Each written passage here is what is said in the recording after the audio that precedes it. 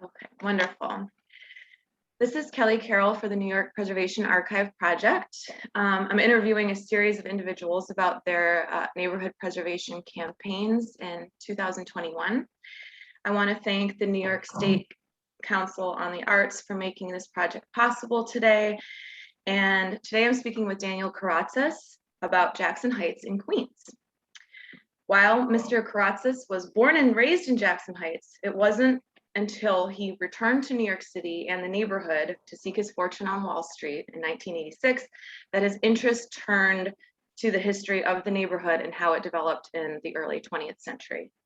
So, Daniel, could you describe Jackson Heights in 1986 when you came back?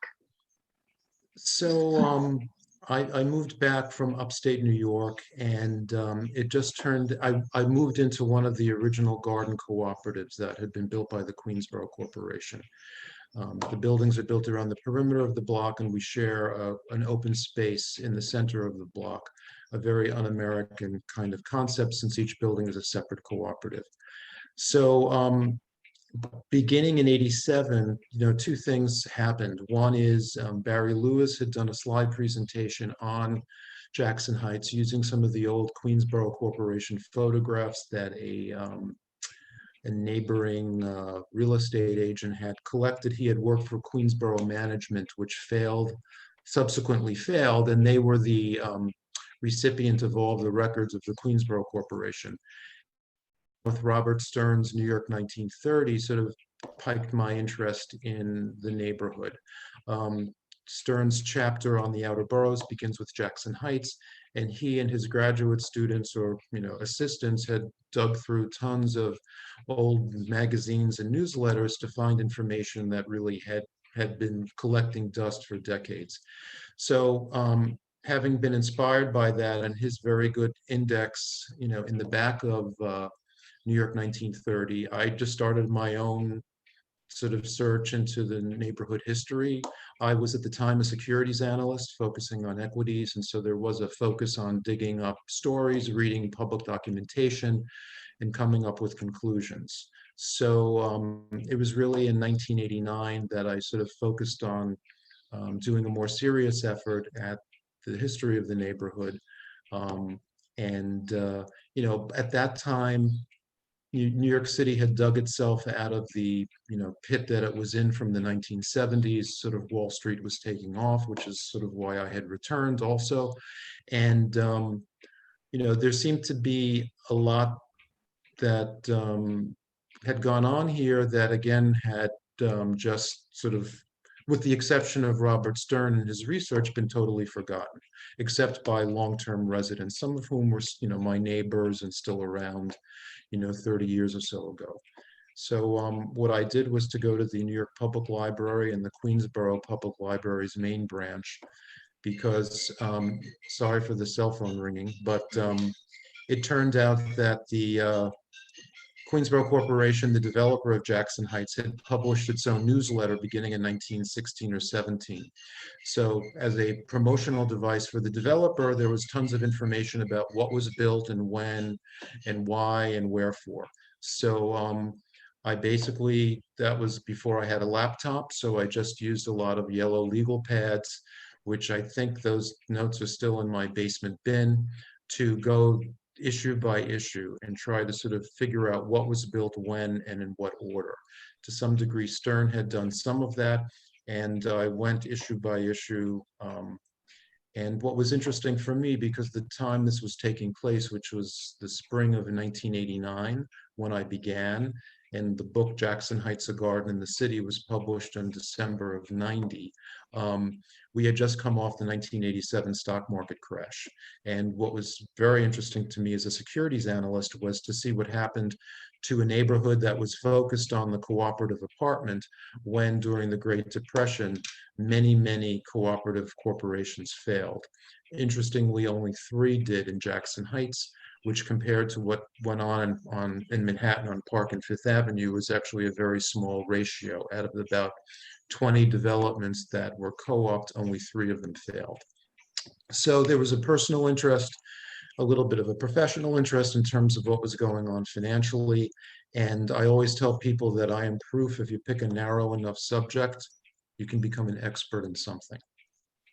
And you absolutely are considered the expert on Jackson Heights and its architecture, and your book, Jackson Heights, A Garden in the City, was very useful to me years ago when I was trying to wrap my head around the neighborhood and what made it special, because as a layperson, when you walk into the neighborhood, it just seems like it's a bunch of apartment buildings, and you don't understand that they're actually garden apartments and that it was the largest and first of this type of community in the country.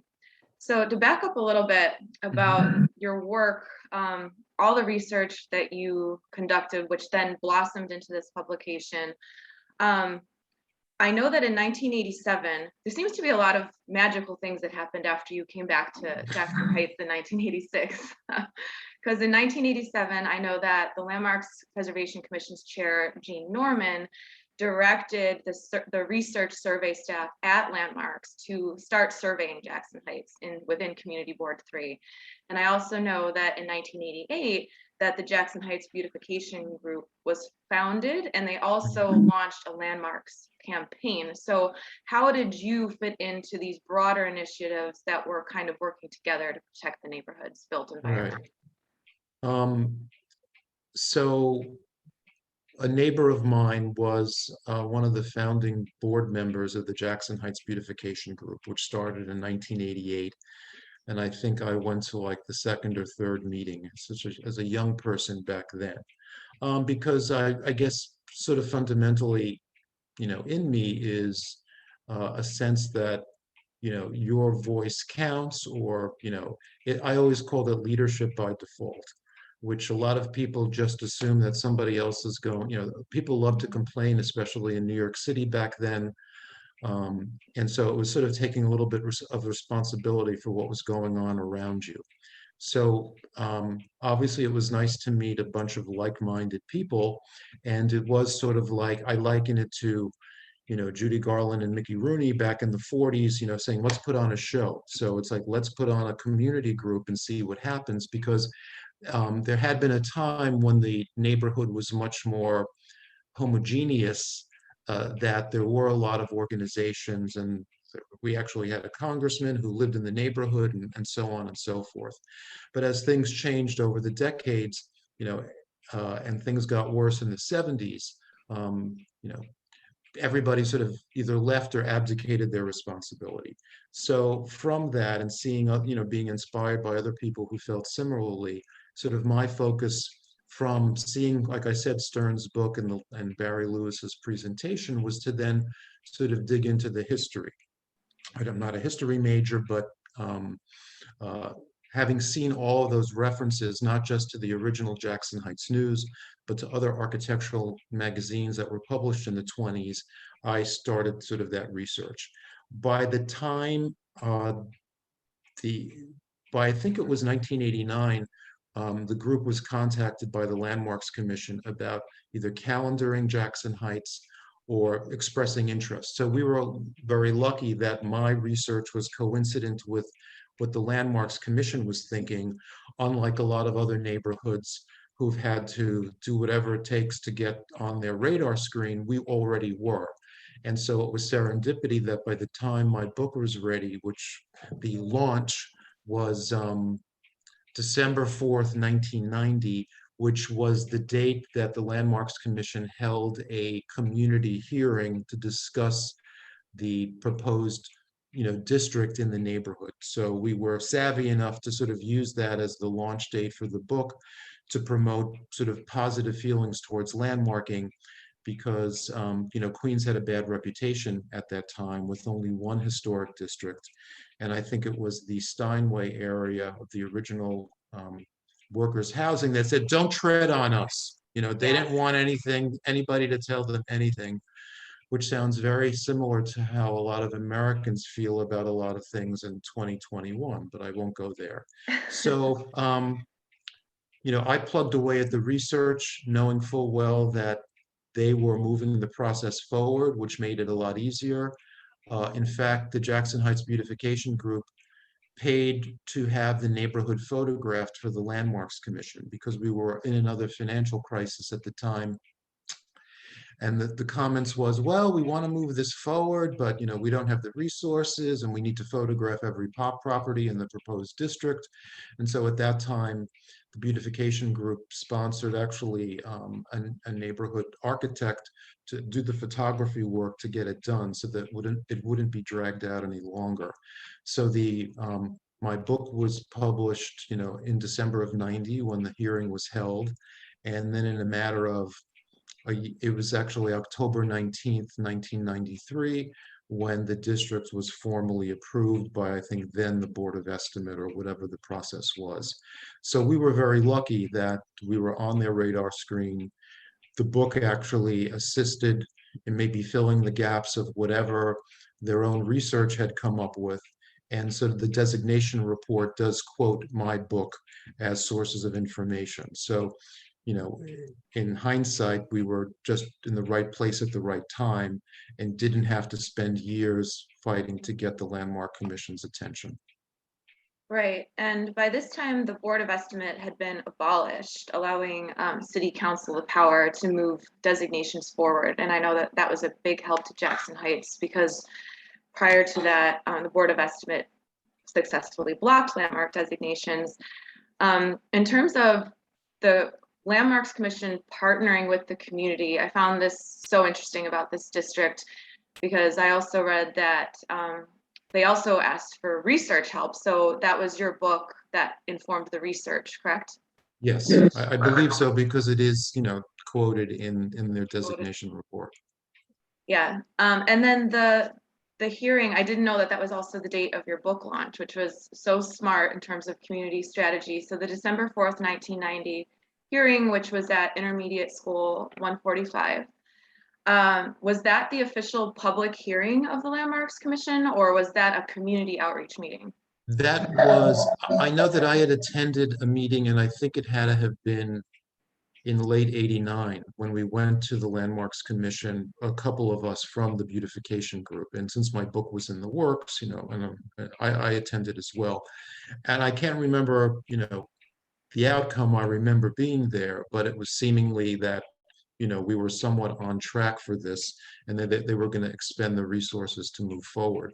And as things coalesced in 1990 and we were aware of the meeting at the local junior high school, that's when we decided to sort of have that as the publication date.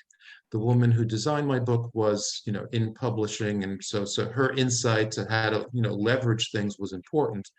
My, financial genius was that I pre-sold because this was all, we received a grant from the J.M. Kaplan Fund for the book, but that didn't cover everything.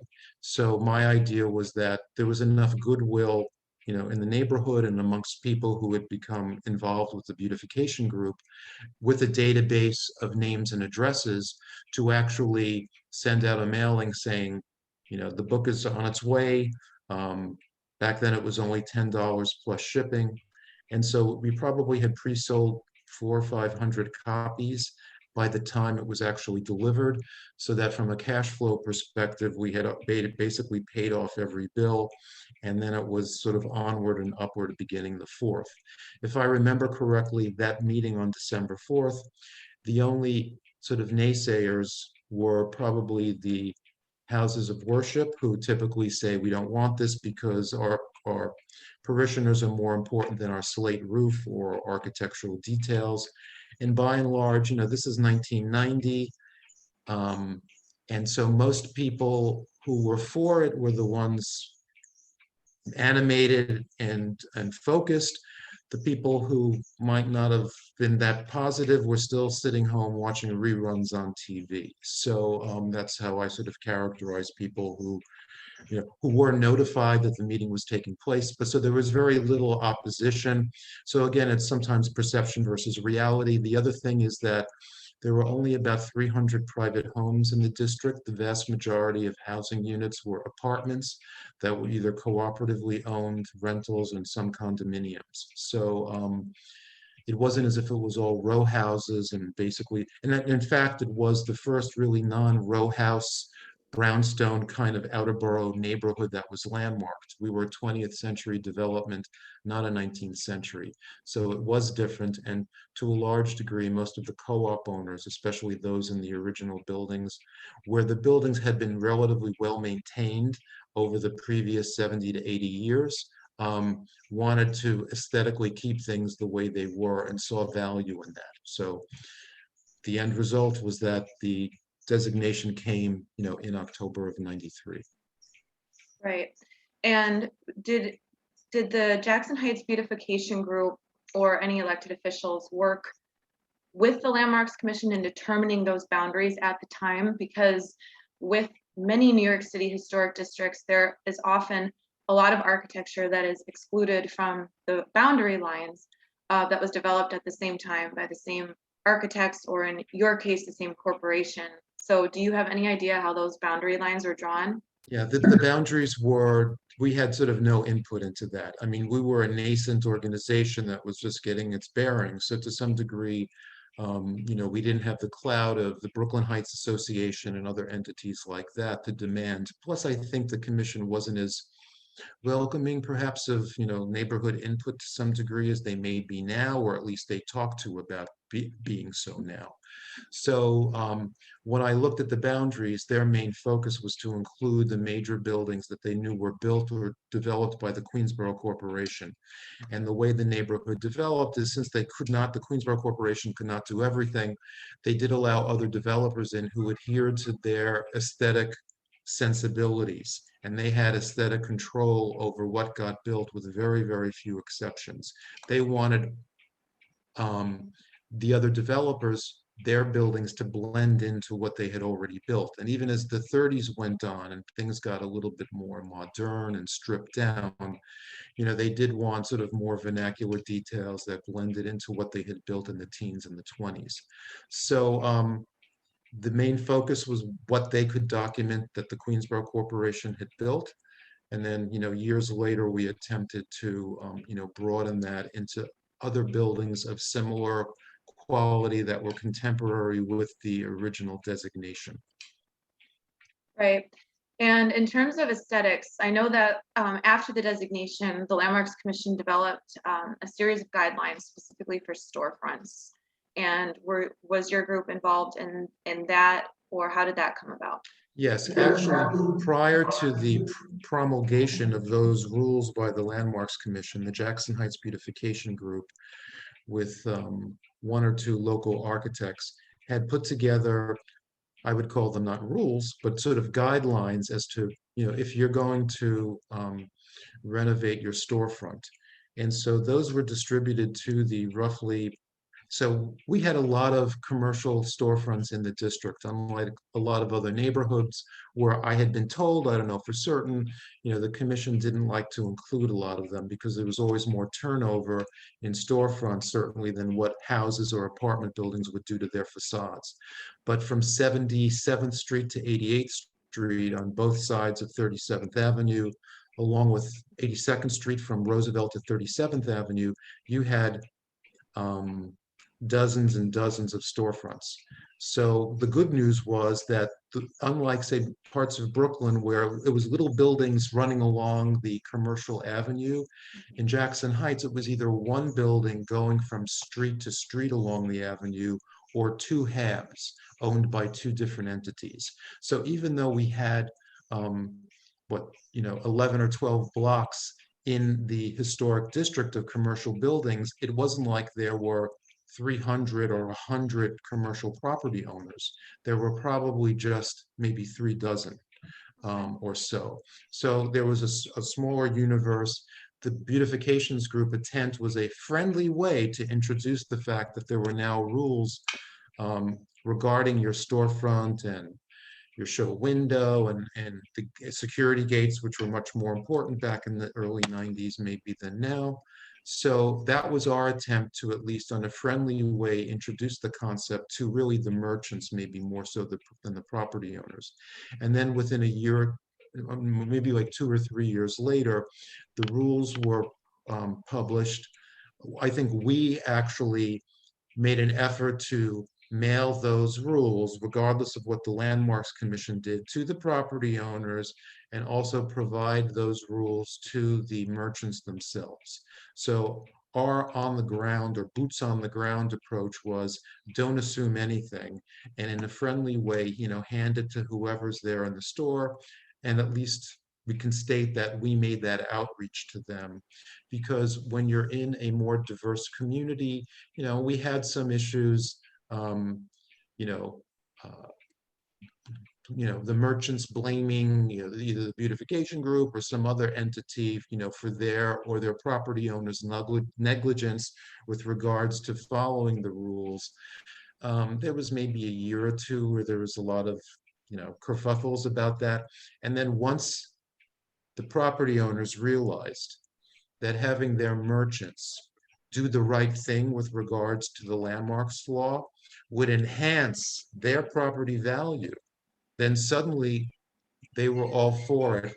Sorry about the phone again. They were suddenly all for this, and there was relatively little problems with sort of major storefront renovations where people just gutted something, in the middle of the night.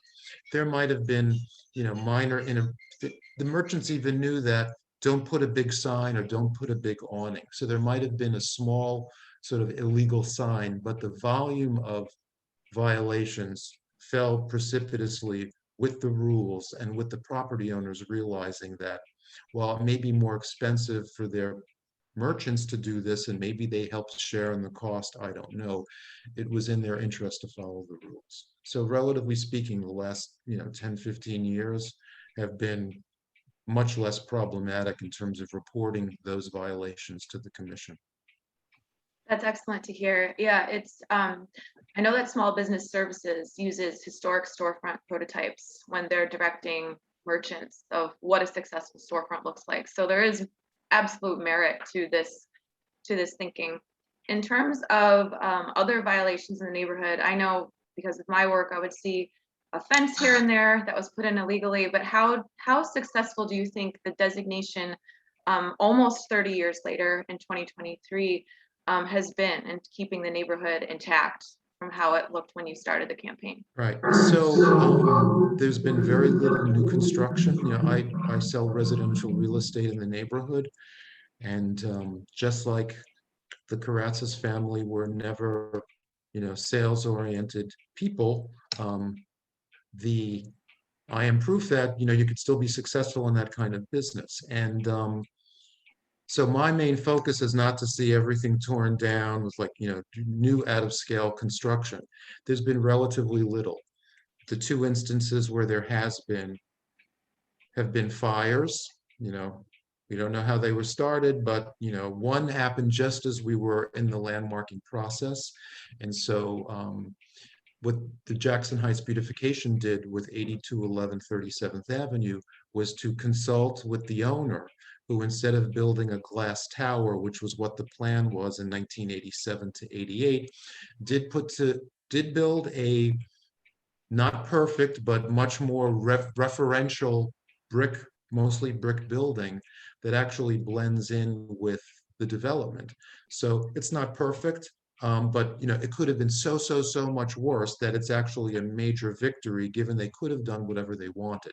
Subsequent to that, there was a fire. Of course, they had to adhere to the rule. There is now the first sort of modification. Unfortunately, along 37th Avenue are a lot of one-story commercial taxpayers that are underdeveloped.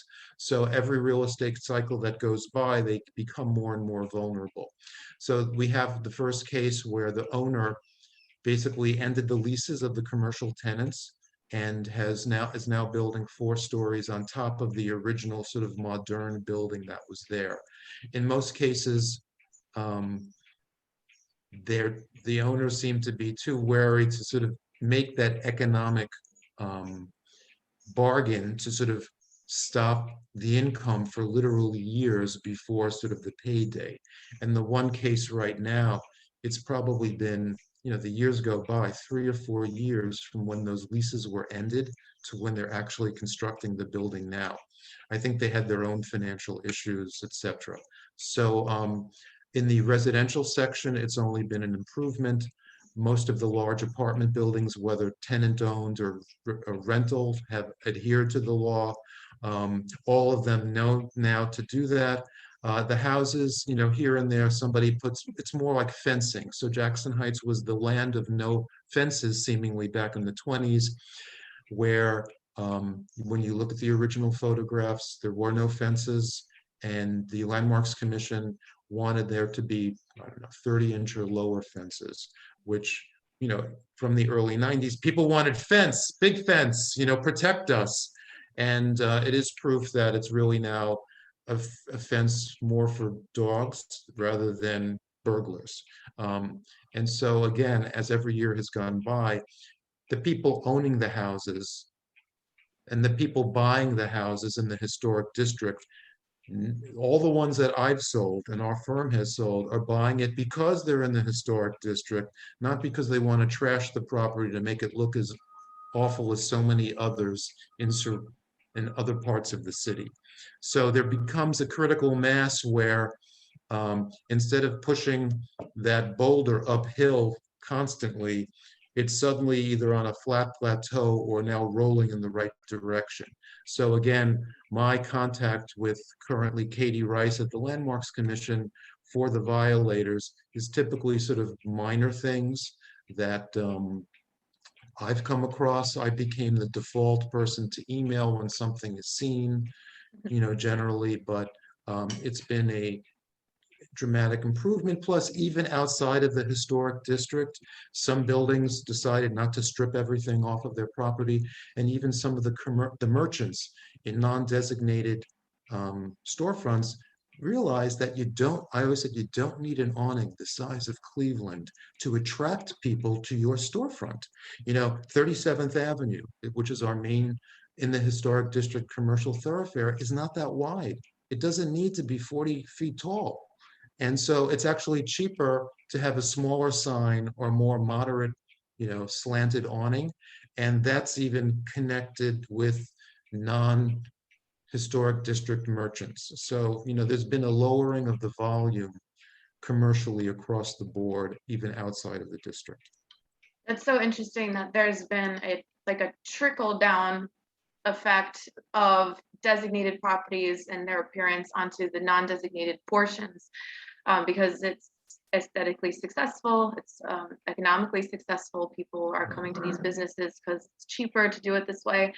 So in these non-designated areas, I know that not that long ago, a few years ago, there was a push to expand the Jackson Heights Historic District, since its 1993 designation. And I know that the Landmarks Commission basically approached the group and had an offer on the table of what they thought. Can you speak a little bit about what that was and what you thought about it and where that action is now? Right. I was the one who decided to. So is that, can you hear that okay? I'm sort of hearing a little, okay. Yeah, I can hear you.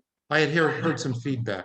Anyway, so I was the person who decided to get some exercise and venture into east and west of the historic district, which is really in the center part of the neighborhood. So I created an Excel spreadsheet, sort of a database, and it turns out that the state and national historic district, the research that had been done by Jeffrey Saunders, actually had all of the data about who the architect was when it was built, so I didn't have to start from scratch. So I did get access to that information from the state and national designation, and then created my own. And so then we took photographs of the properties, or representative photographs, because for the most part, it was a series of row houses on the side streets, and it was some apartment buildings on the avenue. So we submitted that ultimately to the Landmarks Commission with a request for evaluation. And then, it is the years go by. It was December of, I think it must have been 98. I'm sorry, 98, 2018. I don't think it was 29. It was either 2018 or 2019, where they had us, so they expended the resources to look at what we had proposed, and then sent people out to sort of confirm what it is we had proposed, and for them to then grade on a sliding scale what they thought of those blocks or buildings. So it was a much reduced conclusion that they came to with color coding and everything. And so it was important that they expressed to us that they had a rationale for what they chose to include and what they chose to deem not worthy. So we were in the main room where the hearings are held, and there were 3 or 4 people from the beautification group, and there were a number of landmarks commissioners. And so the one building, so I understood that you don't get everything you ask for, but the one major omission that I chose to push back on was Henry Atterbury Smith's the La Mesa Verde Apartments on 90th and 91st Streets between 34th and 35th Avenues. His Shively sanitary apartments are landmarked in Manhattan. And as I've said for many years, if anybody's still listening, is if it was in Brooklyn or Manhattan, it would have been landmarked years ago. Now, interestingly, this is a digression. The property was sold for like $72 million. It had been sort of, milked like most rental buildings in New York City for a while. The original garden area had been sort of mostly intact, except the middle section that did have like a driveway running through it. But just a few years before, the old property owner decided to file to make all the interior space a parking lot, because they had to file something, and one of the rental tenants had contacted the beautification group, so I saw the filing. What the property owner did, which is such a beautiful thing, is they cut down the trees, but they didn't cut them down all the way. They cut them down to about waist high. So Lovely. you had a series of stumps, in the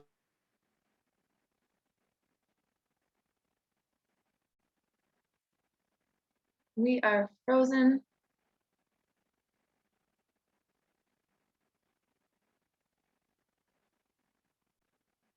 Just give it one moment. Hopefully it will unfreeze.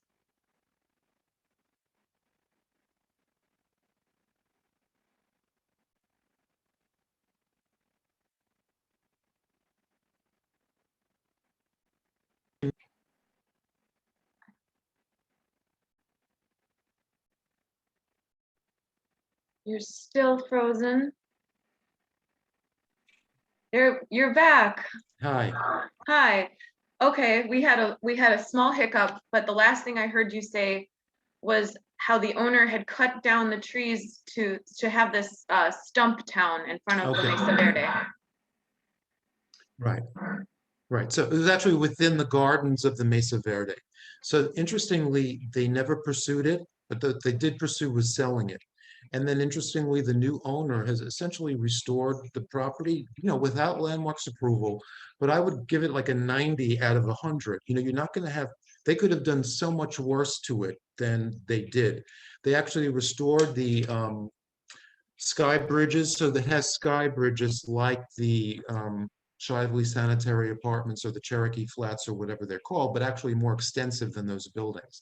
They restored them. Wow. They did put sort of a glass or plastic enclosure over the vertical walkways, which were actually, I thought, very nicely done to protect people from rain. And they did do some facade work, which was, not bad given what other people have done to landmarks buildings. They did change the windows. I don't, maybe they don't have the muttons or the mullions. The original ones weren't have, but they were a nice green color that matches the staircases. So by and large, it actually looks better. And then they restored the gardens. So that was the miracle. I thought it would have been the year 3000 before anything happened, and it was much sooner. So at the hearing, I became the, arrogant, the hard-assed out-of-borough person who is not an architect by training, although my first year in college was as an architecture student. I ended up as an engineering student and then a business student anyway. And so I gave them the not Mr. Nice Guy pushback about if this was in Brooklyn, or whatever, and as I've already described. So we left the meeting. Um, I've been a little bit busier. My complaint is, we have so many architects who live in the neighborhood who've come here because, gee, it's not, it's much less expensive or had been than Brooklyn, or whatever. And these apartments and private homes, if they were there, would be, I don't know, 30 or 50 or whatever percent higher. And it's been more difficult, sort of as a summary coming, to the end of this, perhaps, that 30 or so years ago, when we were putting on the show and starting all of this process, it was much easier to get people out of their homes to actually attend a meeting or to commit to coming out and rallying. It's become a lot more difficult as the technology has improved to be able to communicate with people, to get them to commit to sort of anything beyond their scope of what they're used to doing or professionally and personally need to do. And so, it's been a little bit of inertia. We have the Facebook site up and I'm linked to it, so I get all the people who are chiming in, supporting it.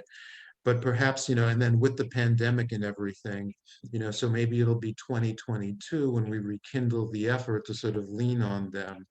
And certainly things haven't been normal for the last, almost 18 months. So hopefully, as I mellow out in my, dotage, maybe I'll do that. But I still have, I I still sort of, I know people are busy doing other things, but what I have said is that if 1% of the population did like 1 hour of community service every month, the world would be a much, much different place. But it still hasn't happened. So, but I remain optimistic that it might. So it's going to be, there's been a couple of other people, so I have to be leaned on in terms of pushing that to more of the front burner than it has. But they did expend the resources to do the research. And I guess anything we can get is better than nothing. So, there are a couple of things that I wanted to fight for, including the La Mesa Verde, which should be in there, because I think the issue becomes it's either an individual landmark or they have to link like two other buildings with it, which maybe they don't think are the greatest things they've ever seen. I don't know what all of their calculus is, but that's where we stand. Right. And with La Mesa Verde, the change in ownership may actually be a wonderful thing, especially my interactions with that building in the past were tenants who were being treated poorly, who would just happen to call my old office because we did a brochure of Jackson Heights in partnership with you. So the new ownership, if they're doing such a great job and doing the restoration of the gardens and the facade work, that might change Landmark's mind about what they're able to include or not. Because if you have a property owner who's vehemently opposed, that's pretty much a non-starter. Last question for you, because we are about out of time, is being the expert on Jackson Heights built environment, what is your favorite place or building in Jackson Heights? So, obviously the last two garden apartment complexes that the Queensboro Corporation built, the Chateau and the Towers, were built to such a sort of low density that, you just know that they would never, I tell people professionally, they don't build them like this anymore, both in terms of their footprint on the block and the quality with which they were built. So seeing the two of them together, because they sort of face each other on 34th Avenue, which now has a portion of its park median restored for the last almost 30 years, which originally was there. It sort of evokes a little bit, and there is a photograph that I've used, a Brown Brothers photograph that shows those two buildings in the median in probably about 1927. And it seems like a sort of never, never land because there's not a car on the street or a person on the street, but it sort of evokes probably what was here. But so that one spot is probably the one most reverential or referential back to the day. But the other conclusion I've drawn is that the legacy of the Queensboro Corporation was not restrictive housing policies, which most developers aiming at the middle to upper middle class did before the Depression, but it was the thoughtfulness with which they laid out the original neighborhood, and that even what was built later, while denser, was at least brick and in some way didn't detract as much from the original neighborhood. It's just sometimes hard to figure out what was built when.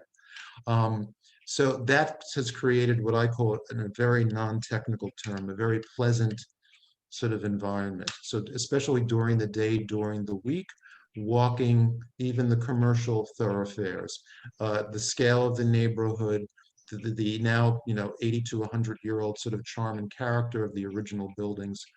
That's what's I think in the long run served us well, and that's what the landmark designation has helped protect and maintain. And it's a more accessible, both financially and physically, neighborhood than a lot of others. So it's not as if it's now priced out of everybody's reach. And it's one of the few places in New York where we can have such a economic and economic diversity, human diversity, etc., that still works for people of various means. And because of the quality of housing stock, it does appeal to people who could live elsewhere in the city or in the suburbs, but still choose a neighborhood like Jackson Heights. I agree. It's an oasis in Queens, and a wonderful place. Dan, thank you so much. This has been excellent. Do you have anything final you'd like to add? No, but I appreciate you got to me before I disappeared from one way or another, and it's always fun to participate in things like this. Right, and we're gonna have a party in November that celebrates all of these community interviews. So I look forward to hopefully seeing you there, and hopefully the world will be a little bit back to normal by then as well. Great, thank you so much. Thank you. Have a great day. Bye-bye. Bye.